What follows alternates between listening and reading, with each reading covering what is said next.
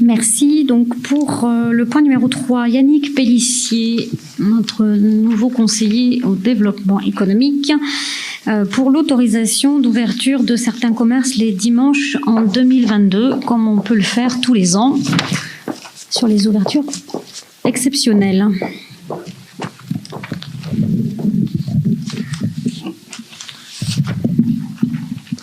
Bonsoir à toutes et à tous.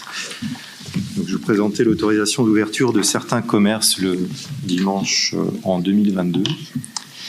Donc, depuis 2014, les élus métropolitains ont émis le vœu que les maires autorisent des ouvertures dominicales de commerce en s'appuyant sur 3 principes. Une opposition à la généralisation de l'ouverture des commerces le dimanche, une attention particulière au commerce de proximité et un attachement au dialogue social territorial.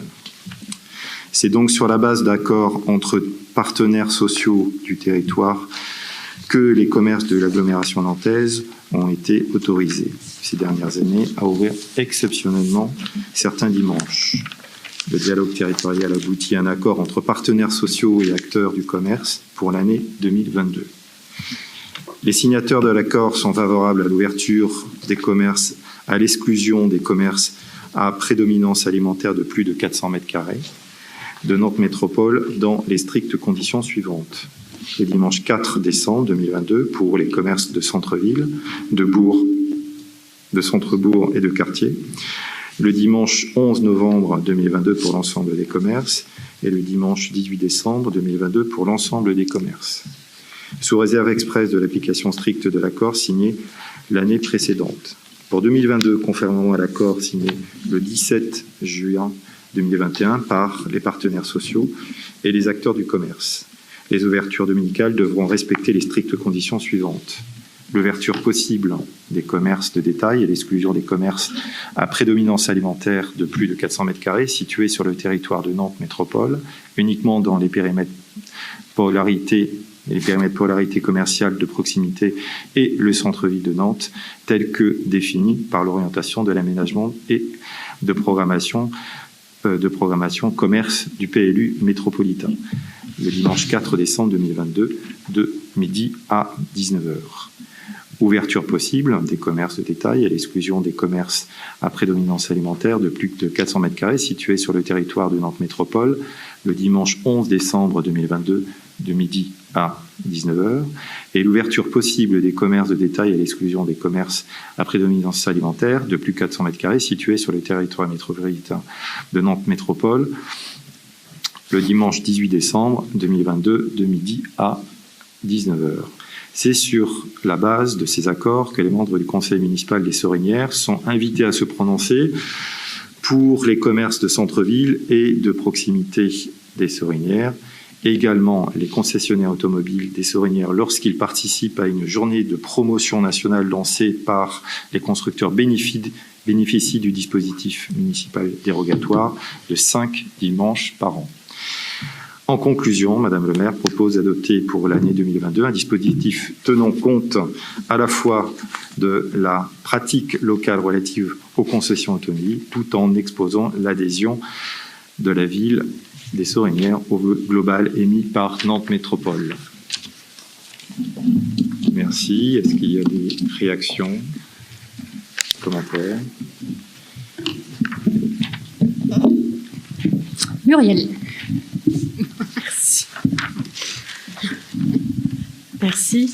Je voulais savoir, depuis ces quelques années là qu'on vote cette autorisation d'ouverture, est-ce qu'il y a des retours des habitants des Sorinières? Est-ce qu'il y a une enquête qui a été faite? Parce que je trouve que dans le dialogue citoyen, ça serait intéressant qu'on puisse, outre voter une autorisation, c'est avoir le retour des habitants, des citoyens des Sorinières, s'ils sont assez OK.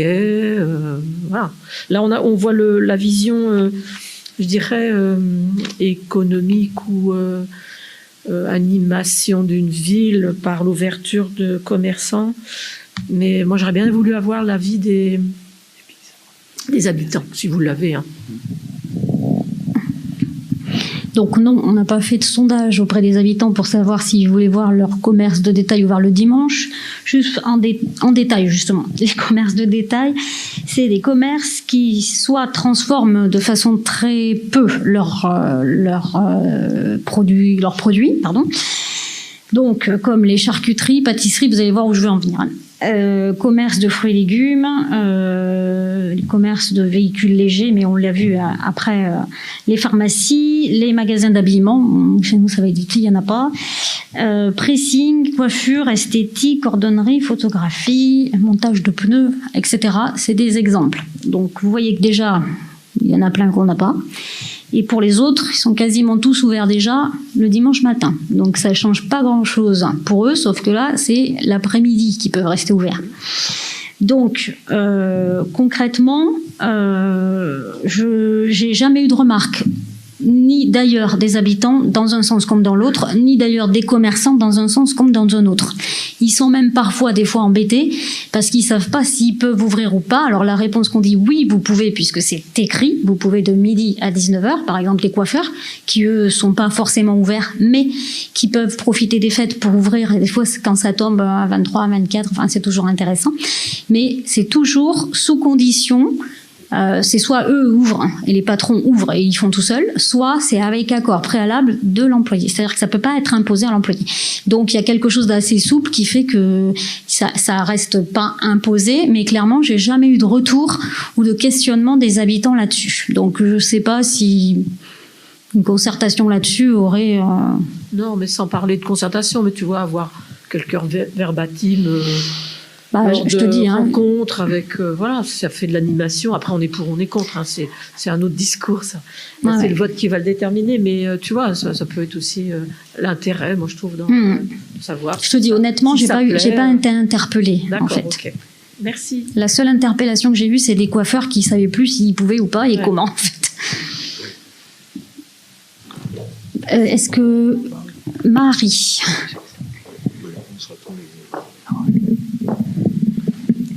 Merci. Il y a quelques instants, on parlait de la qualité de vie dans les logements, dans les transports, etc., etc. Moi, je vais vous parler de la qualité de vie au sein d'une toute petite cellule qui est la cellule familiale. Et cette année à nouveau, et c'est quand même depuis 2014, on nous demande d'autoriser les ouvertures exceptionnelles des commerces le dimanche. Ce que j'entends, pourtant, et depuis 2 ans maintenant, on disait que c'était lié au Covid, parce que voilà, les commerces avaient mal vécu les choses malgré le soutien du gouvernement. En ce qui me concerne, je remarque que en 2021, certes l'année n'est pas finie, aucun commerce n'a fermé par un décret, décrété par le gouvernement. Vous voyez ce que je veux dire, excusez-moi. Et donc du coup, moi ce que je voudrais souligner, c'est que si pour nous, les communistes, il nous semble fondamental de préserver la qualité de vie des travailleurs et des citoyens avec un repos, je dis bien un repos hebdomadaire, pas forcément un repos le dimanche, mais un repos hebdomadaire commun à un maximum de monde, c'est donc impératif pour nous. Et là-dessus, j'ajouterais qu'il ne faut pas oublier que d'ouvrir les commerces le dimanche, comme j'ai dit précédemment, ça banalise le travail du dimanche et que d'une manière ou d'une autre, inévitablement, ce jour, pour en faire un jour travail ordinaire, ce jour-là, ça sera fait au détriment de la vie familiale. Je vous remercie. Merci Marie. Bruno? Oui, merci. Je ne vais pas vous asséner les mêmes arguments que j'ai pu avoir l'année dernière, puisqu'on est appelé à voter ces délibérations tous les ans. J'ai essayé de changer d'angle d'attaque et de contribuer à élever le débat, peut-être un peu éloigné au départ de ce qu'est la problématique du travail le dimanche. À cette petite déclaration.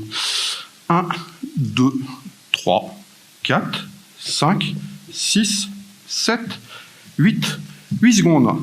C'est le temps qu'il faut à Bernard Arnault pour gagner l'équivalent d'un SMIC mensuel, soit 1 251 € net. 67 997 années, c'est le temps qu'il faudrait pour gagner le revenu annuel du même Bernard Arnault. 51 milliards d'euros, c'est le chiffre des dividendes des entreprises du CAC 40 versés en 2021 à leurs actionnaires. Cela représente une hausse de 22% par rapport à l'exercice précédent. Même l'Observatoire des multinationales critique cette générosité, alors qu'une large partie de ces sociétés continue à bénéficier d'aides publiques massives, chômage partiel, plan d'urgence, plan de relance, soutien de la BCE, auquel devraient s'ajouter bientôt les sommes issues du plan de relance européen. Ne considérez pas mes propos comme manichéens ou relevant d'une position dogmatique, dont je suis par ailleurs très éloigné. En effet, comme le précise toujours le même Observatoire des multinationales, les restes de l'économie, PME, petits commerces et artisans, services publics, secteurs culturels et non lucratifs, restent, eux, enfoncés dans la crise. Alors oui, le travail du dimanche pose avant tout la question du pouvoir d'achat et d'une manière plus générale celui d'une meilleure répartition des richesses. Travailler le dimanche ne relève jamais d'une liberté consentie, d'un choix, mais toujours d'une contrainte économique. En effet, avec 9,3 millions de personnes en dessous du seuil de pauvreté, soit plus de 14% de l'ensemble de la population, 2 millions de travailleurs pauvres, dont 1 million vit avec moins de 850 € par mois, dont une majorité de femmes seules avec des enfants, sans parler de la grande misère sociale des jeunes, des étudiants, des apprentis. Alors oui, il y aura toujours des volontaires pour accepter de sacrifier leur repos dominical, le bonheur de se retrouver en famille, comme l'a expliqué Marie. En votant contre cette délibération, il s'agit ici pour moi d'affirmer le modèle social auquel je crois, celui des acquis de 1936 et du Conseil national de la résistance et de son programme « Les jours heureux ». Il s'agit de résister au projet politique incarné par le néolibéralisme qui puise ses racines idéologiques dans la route de la servitude de Friedrich Hayek. Il s'agit aussi de rejeter ce modèle productiviste et consumériste qui génère toujours plus de misère et de détresse sociale, dans un contexte où le changement climatique et la menace qui pèse sur l'environnement nous mettent en danger de façon imminente et rendent d'autant plus urgente la nécessité d'un changement fondamental. D'autres interventions? Je te propose de mettre aux voix. Je vous propose de voter. Qui est-ce qui vote contre? Qui s'abstient? Qui vote pour?